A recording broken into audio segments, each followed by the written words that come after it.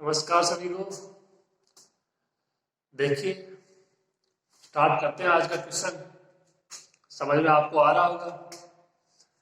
यदि group G में B A is equal to A की पावर एन इंटू बी की पावर एन हो, B A is equal to A की power N B की power N हो, तो सिद्ध कीजिए कि तीन अवयव दे रखे हैं, ए की पावर एन बी की पावर एन माइनस टू, ये पूरा एक अवयव है। ए की power N minus two B की पावर एन, ये पूरा एक अवयव है। और ए इंटू बी इनवर्स, ये पूरा एक अवयव है। इन तीनों अवयव की कोटि है वो क्या है? समान। ठीक है, जहां A B belongs to G and N belongs to Z. Z क्या होता है? पूर्णांकों का समुच्चय। माइनस इंफिनिटी से लेकर प्लस इंफिनिटी, मतलब माइनस वाली भी संख्या आएंगी, प्लस वाली भी संख्या ले सकते हो, जीरो भी ले सकते हो। इन तीनों का ऑर्डर है वो क्या होना चाहिए? बराबर होना चाहिए।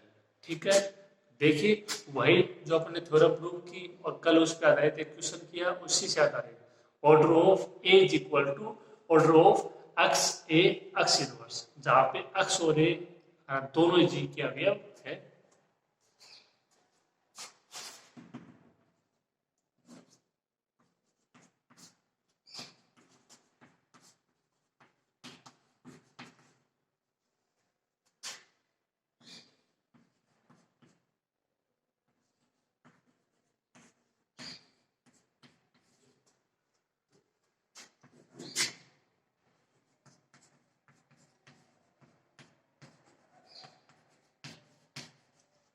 ये आपको दिया गया है, B A is equal to A की पावर एन बी की पावर एन। ठीक है, समीकरण एक।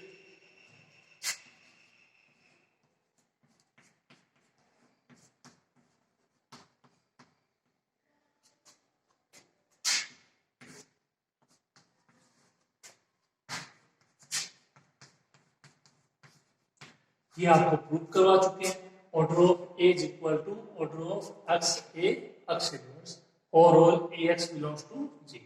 इसकी आपको कंपेयर करनी है। यहाँ पे आपको बारी बारी कंडीशन मिलेंगी। देख लीजिए एक्स के स्थान पे क्या है, ए के स्थान पे क्या है, एक्स के स्थान पे क्या है। ठीक है, ये और ये सेम होना चाहिए, इसका इनवर्स होना चाहिए। यहाँ पे जो मान है वो यहाँ पे आ जाए। ठीक है, तो इसकी आपको तुलना करनी है और मान अप्लाई करना है। देखिए पहला अभी लेते हैं, स्टार्ट करते हैं।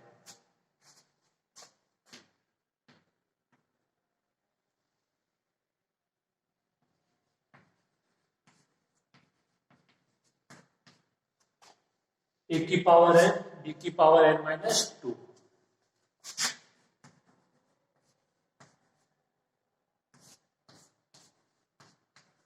ऐसे लिख सकते हैं आराम से, ए की पावर एन बी की पावर एन इंटू बी की power minus two.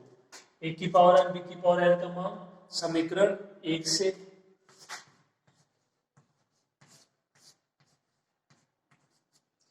B A B की पावर माइनस टू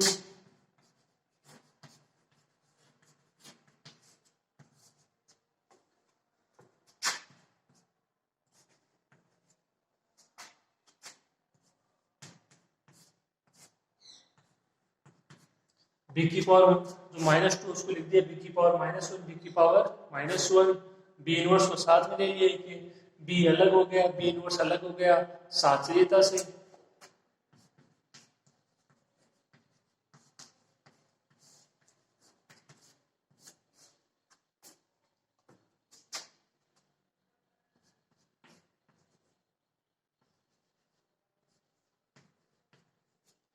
ए की पावर एन बी की पावर एन माइनस टू का मान आ गया B A B inverse B inverse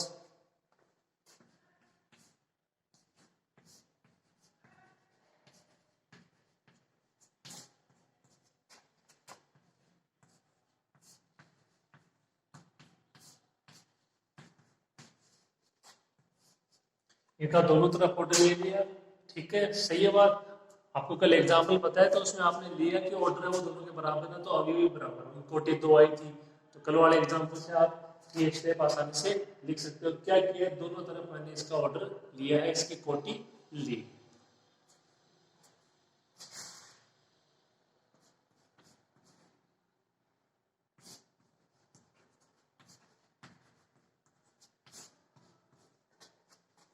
इसकी तुलना कीजिए समीकरण 2 से। Order of X A X inverse, X की जगह बी सेम है ना, B B inverse, X X inverse, A की जगह ए बी इनवर्स, ए की जगह ए बी इनवर्स। तो इसका मान ऑर्डर ऑफ ए यानी order of A B inverse, इसका मान ये हो जाएगा समीकरण 2 से।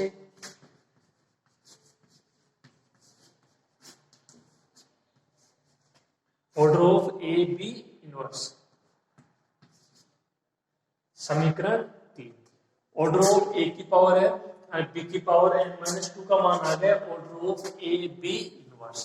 दो अवयवों की कोटि तो समान आ चुकी है, एक और रह गया कौन सा, बीच वाला, ए की पावर n माइनस 2 बी की पावर n, उसको और हल कर लेते हैं। ध्यान रहे यहाँ पे तीनों अवयवों की बराबर होनी चाहिए, ये नहीं कि इन दो की बराबर आ गई तो ये हल हो गया। ठीक है, तीनों की कोटि वो क्या आनी चाहिए, समान आनी चाहिए। ठीक है, यहाँ तक कोई दिक्कत नहीं होगी। आगे देखो,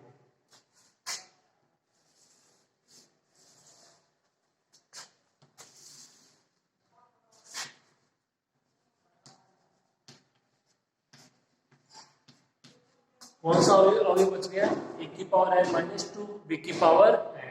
इसको क्या लिख सकते हो, वही जो इसको लिखा हुआ इसे,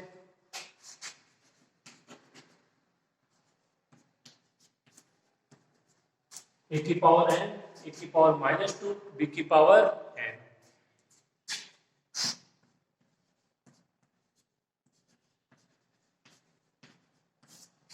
इसको ऐसे लिख सकते हैं, ए की पावर माइनस 2 ए की पावर n बी की पावर n। शास्त्रीयता से इसको ऐसा क्यों लिखा, यहां से ए की पावर n बी की पावर n का मान अप्लाई हो जाएगा बी ए, समीकरण 1 से।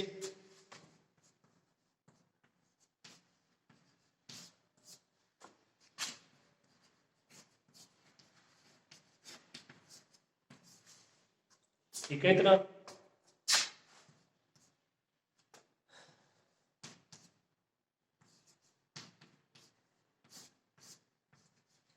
ए की पावर माइनस 2 वही जैसे यहाँ पे था बी की पावर माइनस 2, तो इसको लिखा बी इनवर्स वही ए inverse A inverse A inverse को साथ ही लिया, बी के ए अलग रह गया।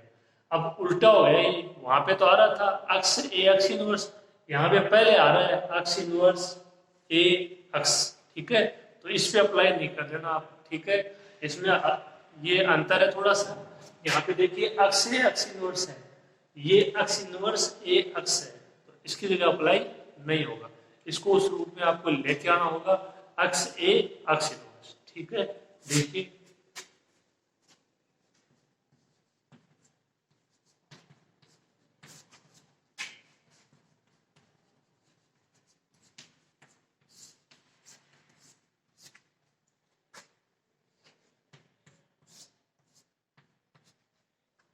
ए इनवर्स ऐसे कैसे, ए इनवर्स भी ऐसे कैसे, जो आगे वाला ए है उसको मैंने लिख दिया ए इनवर्स का इनवर्स, ये आपको मैं प्रूव करवा चुका हूं।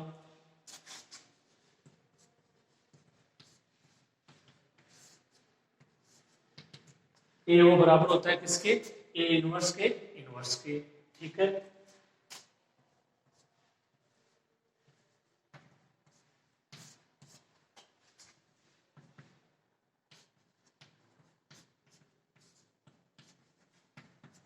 आप यदि यही से समझ सको तो ये अक्स ए अक्स इनवर्स के रूप में बन चुका है, जहां पे एक्स का मान है A inverse.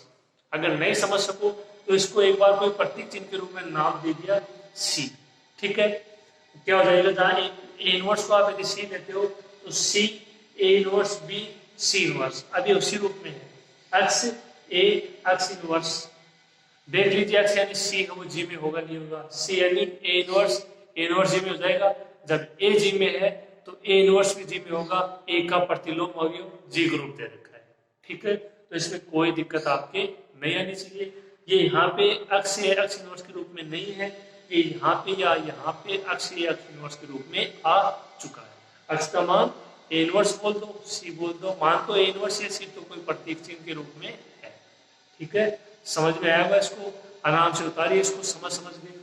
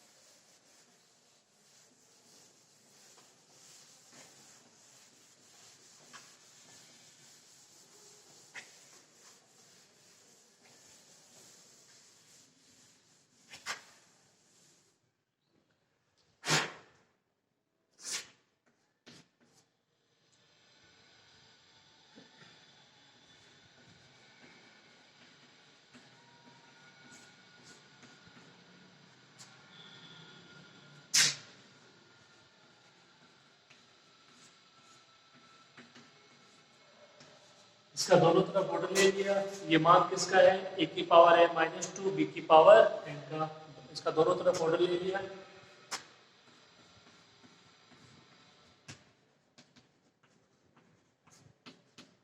Order of X A X inverse समीकरण 2 से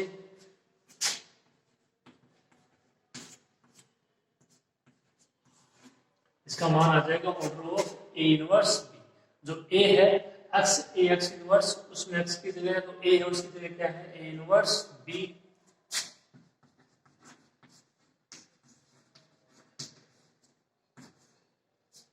समीकरण 2 से। तो जो दूसरा है उसका मान ए बी इनवर्स के बराबर न आके ए इनवर्स बी के बराबर है। अगर यहां से मान लो इसका मान आ जाता A B inverse order of A B inverse, तो ये देखो सेम हो जाता, R H S same, L H S same, इसका मतलब ये तीनों सेम।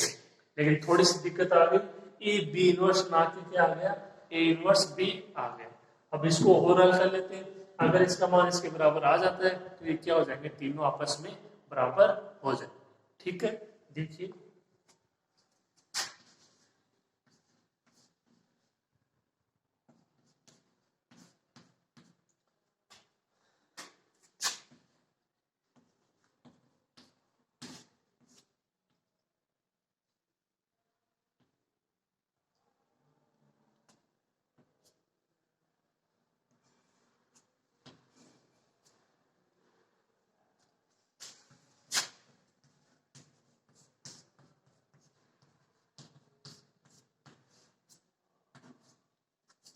ये आपको प्रूव करवा चुके हैं। Order of A is equal to order of A inverse, यानी अवयव उसके प्रतिलोम अवयव की कोटि बराबर होती है। थ्योरम आपको प्रूव करवा चुके हैं, कोई दिक्कत नहीं है। तो order of A inverse B को भी कह सकते हैं order of A inverse B का इनवर्स। जो ए है यहाँ पे उसमें ए की जगह क्या है ए इनवर्स बी है, तो वही लिखा है order of A is equal to order of A inverse. ठीक है इतना। इसमें कौन सा नियम अप्लाई हो जाएगा, ए इनवर्स बी का इनवर्स। ऊपर इनवर्स है, अंदर दो मान है, कौन सा नियम उत्क्रमण नियम। ए स्टार बी का inverse, B inverse star A inverse, कौन सा नियम उत्क्रमण नियम।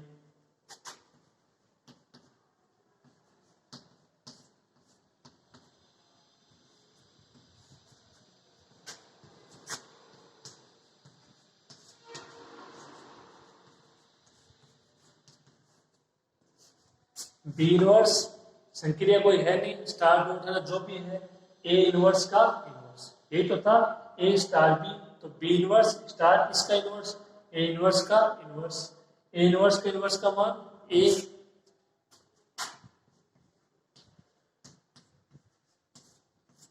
इसका मान क्या आ गया ऑर्डर ऑफ बी इनवर्स ए।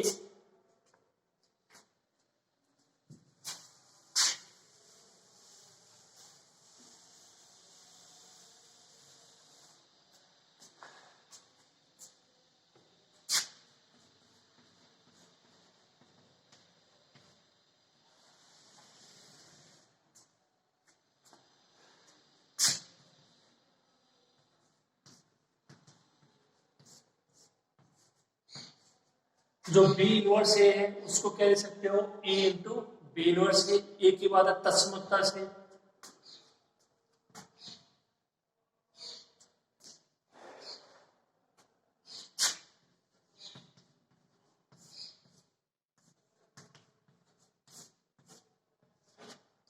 जो ई है इसका मान ए इनवर्स ए या ए इंटू इनवर्स प्रतिलोम अवयव की परिभाषा से।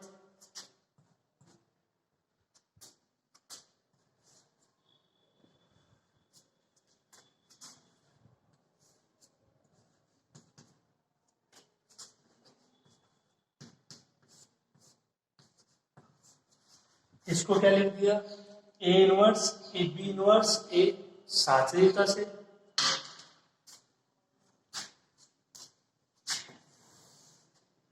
ठीक है इतना।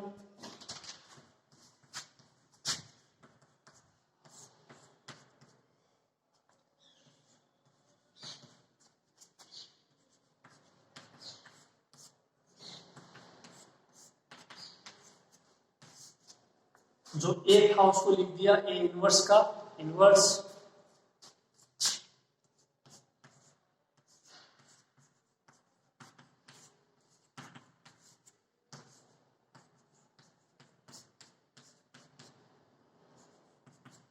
सी आपने लिया था इनवर्स प्रतीक चिन्ह के रूप में, क्या हो गया order of C into A B inverse C inverse.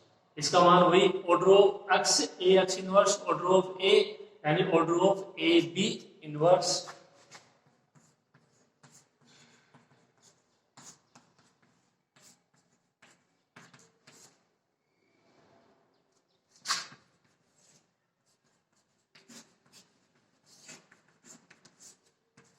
समीकरण 2 से समीकरण 3, 4 और 5 की तरफ देखिए। ये आपके वो अवयव है ऑर्डर ऑफ ए की पावर एन बी की power N minus two order of A की power N minus two B की पावर एन। एक का मान बराबर है order of A B inverse, एक का मान है order of A inverse B, लेकिन order of A inverse B और order of A B inverse B दोनों क्या है बराबर है। इसका मतलब ये तीनों ये भाई इसका मान भी हो जाएगा order of A B inverse, इसका मान भी order of A B inverse, मतलब इन दोनों का मान बराबर होगा किसके order of A B inverse के।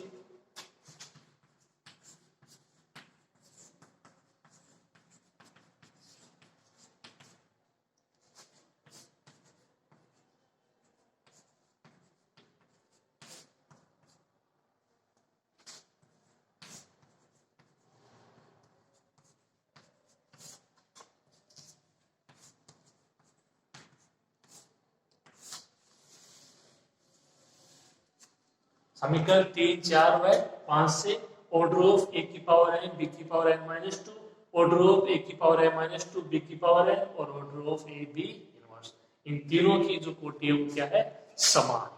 ठीक है, ये क्वेश्चन था, अच्छा क्वेश्चन था, लिखिए इसको, आगे करते हैं।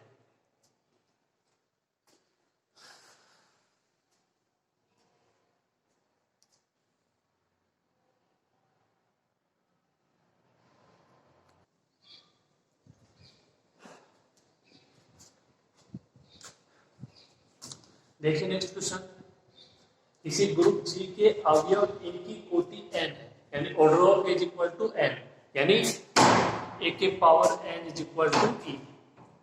सिद्ध कीजिए कि ए की पावर p की कोटि भी ए की पावर p की कोटि भी n होगी यदि p व n सापेक्षिक अभाज्य है। ये कह रहे हैं कि ए की कोटि भी n है तो ए की पावर p की कोटि भी क्या होगी n होगी। ठीक है, यानी a और a की पावर p की कोटि समान होनी चाहिए। ठीक है, जहां पे p और n में संबंध ये है कि p और n क्या है सापेक्षिक अभाज्य। सापेक्षिक अभाज्य उससे कहते हैं कोई भी दो संख्याएं सापेक्षिक अभाज्य कहलाती हैं यदि उनका मैस पर महत्तम समापवर्ती है वो एक हो। ठीक है, एग्जाम्पल के तौर पे जैसे 4 और 3, तो 4 और 3 का एलसीएम होगा 12 और एचसीएफ कितना हो जाएगा 1, सापेक्षिक अभाज्य। 4 और 8 का एलसीएम 8। ठीक है, 4 और 8, 4 और जो 8 है उनका एचसीएफ 4, इसका मतलब 4 और 8 हो सापेक्षिक अभाज्य नहीं।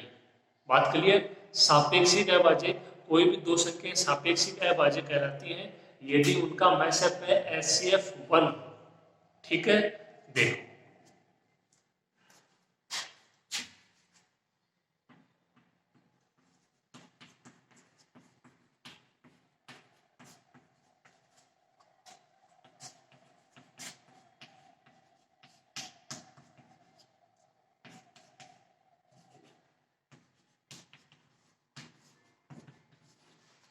जी ये ग्रुप है order of A is equal to N या ए की power N is equal to E. समीकरण 1 ई है वो जी का तस्मत अवयव। सिद्ध कीजिए कि ए की पावर पी की कोटि भी क्या होगी एन ही होगी।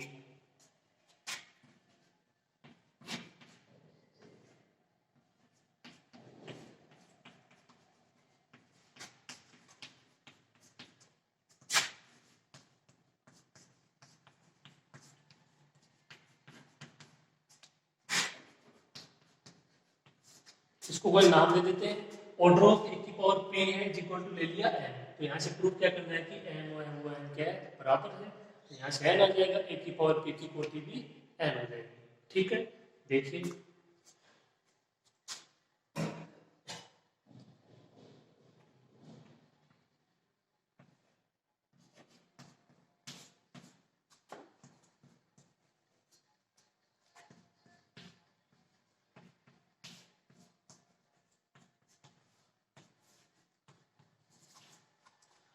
जैसे समीकरण 1 लिखा उसी प्रकार से समीकरण 2, ए की पावर पी की कोटि एन लिया तो ऑर्डर ऑफ ए की power P is equal to N, या इसको कह सकते हो ए की पावर पी उसकी power N is equal to A, समीकरण 2। ठीक है इतना। फिर देखो आगे,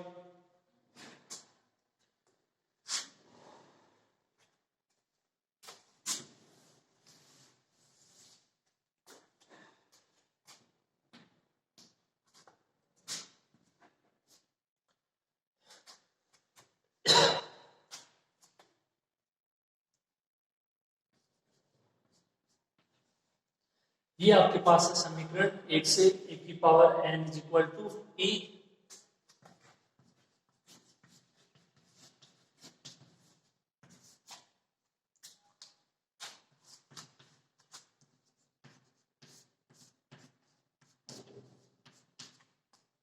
यहाँ पर आराम से लिख दोगे। इसके दोनों तरफ घात ले ली, पी ए की पावर एन की पावर पी और ए की पावर पी।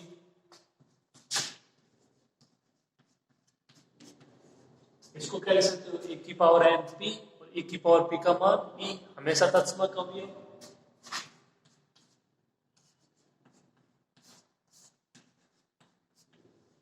या इसको क्या लिख सकते हो, ए की पावर पी इसकी power N is equal to ई।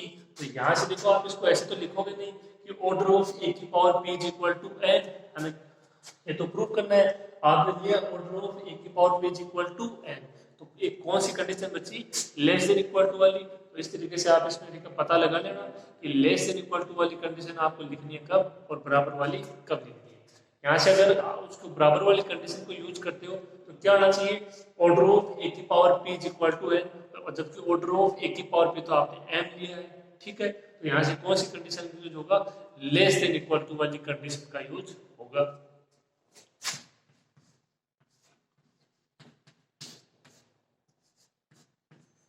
इसको क्या ले सकते हो, ऑर्डर ऑफ ए की power P less than equal to N according to उसकी डेफिनेशन। ऑर्डर ऑफ ए की पावर पी का मान एन,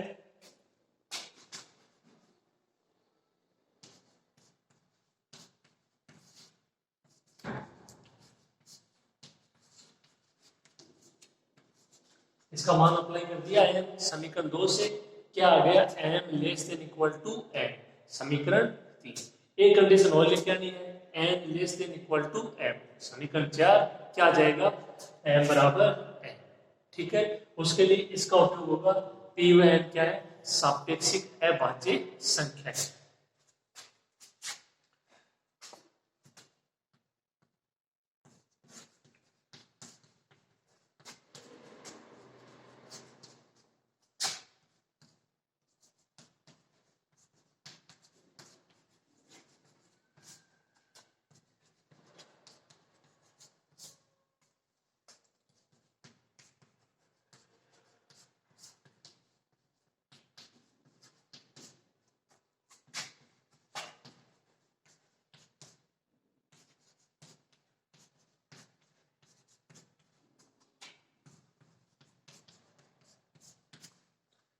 दिया गया है कि पी व एन क्या है, सापेक्षिक अभाज्य संख्या है, तो पी व एन का मैसअप या एचसीएफ क्या हो जाएगा, 1 हो जाएगा। ठीक है, यहां तक लिखो इसको, फिर आगे बढ़े।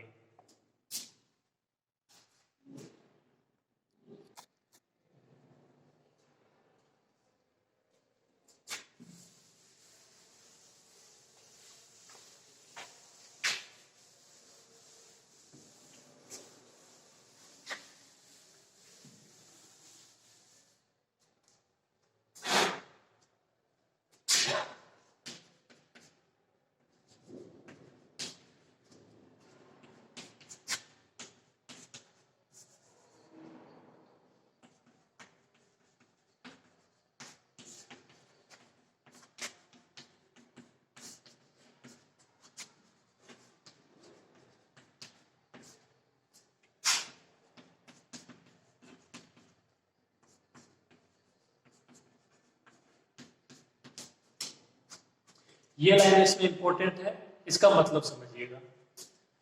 ये आपने बताई दिया कि पी है व एन का एचसीएफ है वो 1 है, तो क्यू व आर इसके अलावा, मतलब पी और एन के अलावा मैंने दो संख्याएं ली हैं, क्यू व आर, इस प्रकार से होंगी विद्यमान कि P Q plus N R is equal to 1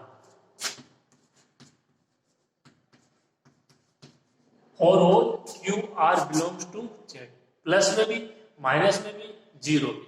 देखो इसका मतलब क्या है उसको समझने की कोशिश कीजिएगा। पी और जो एन है वो आप है ना कोई भी दो सापेक्षिक अभाज्य संख्या ले लीजिए अपनी तरफ से, एक एग्जांपल के तौर पे समझ रहे हैं।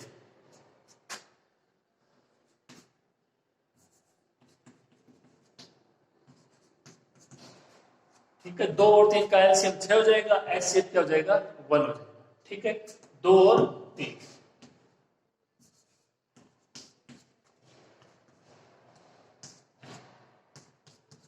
अब Q और R की जगह ऐसी कौन सी संख्या रखोगे ताकि मान क्या आ जाए 1 आ जाए। देखो संभावनाएं बहुत बनती है यहाँ पे Q और R के मान की, लेकिन अपने को यहाँ पे देखना है कि क्या इनकी जगह इसमें से कोई मान रखे तो 1 आ सकता है।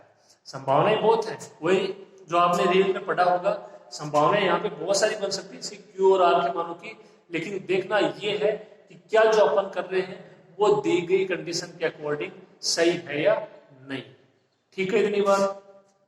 तो देखो 2 3 आपको लेके आना है 1, तो यहाँ पे देखो 2 है, यहाँ पे 3 है, तो बस इतना सोचना है कि यहाँ पे आ रहा है प्लस का 1, तो ये होना चाहिए ज्यादा और ये होना चाहिए कम, तो ये होना चाहिए माइनस का, ये होना चाहिए प्लस का। तो क्या कर दें -1, तो जो Q है उसका मान -1 बिलोंग्स टू जेड हो जाएगा आराम से, +3 R का मान क्या रख दें 1, -2 प्लस का 3 1 आया नहीं आया, -1 1 बिलोंग्स टू जेड। ठीक है, इतनी बात। P और N का एचसीएफ 1 सापेक्षिक अभाज्य संख्याएं, Q और R दो, इस प्रकार से अपन जो पूर्णांकों का समुच्चय जेड उसमें इस प्रकार से ले सकते हैं कि P Q plus N R is equal to क्या हो जाए 1 हो जाए। ये आपको मैंने एग्जांपल बता दिया है, आप और भी अपनी तरफ से बहुत सारी संख्याएं इसमें ले सकते हैं। ठीक है, तो ये वेरी वेरी इंपॉर्टेंट लाइन है इस क्वेश्चन के लिए। देखिए आगे,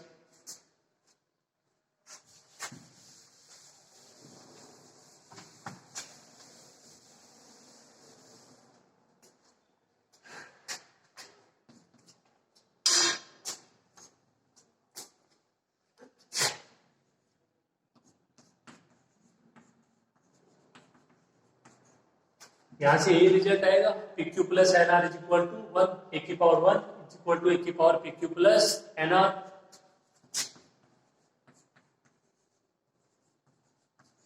इसको ऐसे ले सकते हैं ए की पावर पी क्यू ए की पावर एन आर,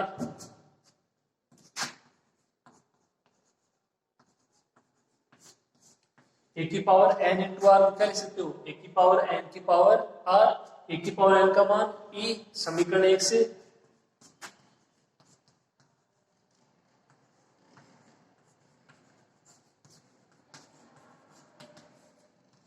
ए की पावर आर का मान ई, ए की पावर पी क्यू इंटू ई, ए की पावर पी क्यू।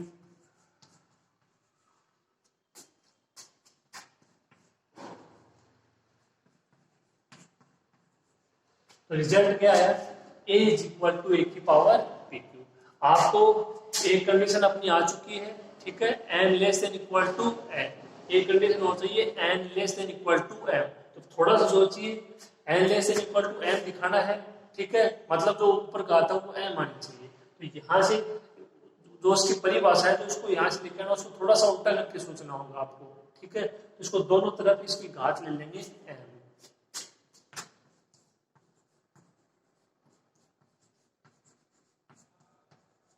क्या हो जाएगा ए की पावर एन, ए की पावर एन पी क्यू।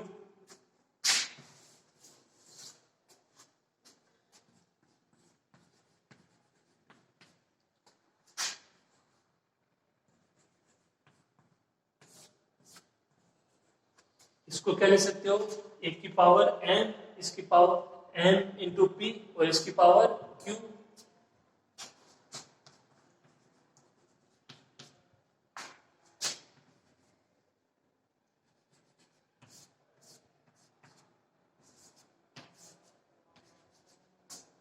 इसको क्या लिख सकते हो फिर से एक की पावर m और उसकी पावर p और उसकी पावर q, बात वही आएगी एक की power m into p into q,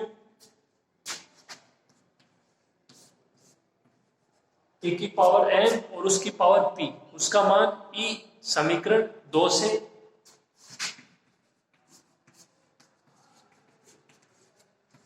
क्या आ गया e की पावर q, e की पावर q यानी e की power m is equal to e। यहां से बराबर वाली कंडीशन लेते हो order of A is equal to n, नहीं हो पाएगा क्योंकि order of A is equal to n है। कौन सी कंडीशन बची, लेस देन इक्वल टू वाली।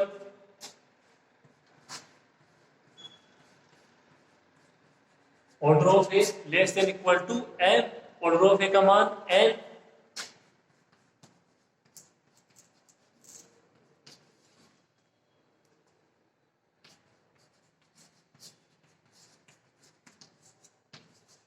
समीकरण 1 से ऑर्डर ऑफ ए का मान n हो जाएगा, n less than equal to n। समीकरण 4 हुए 5 से, शायद 4 ही थी, ठीक है देख लेना जो भी हो।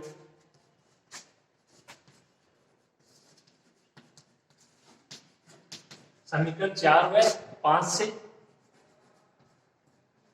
m less than equal to n, n less than equal to n,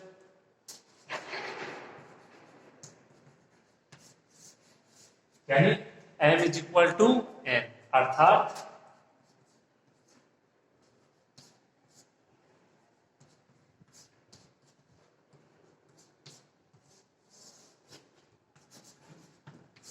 order of A की पावर p है वो बराबर होगा ऑर्डर ऑफ ए के, यानी ए की कोटि और ए की पावर p की कोटि है वो क्या होगी, समान। ठीक है, अच्छा क्वेश्चन था, आया हुआ है एग्जाम में। ठीक है, आप लोग देखना है इसको अच्छे से समझना। आज की क्लास में इतना ही, बाकी नेक्स्ट क्लास में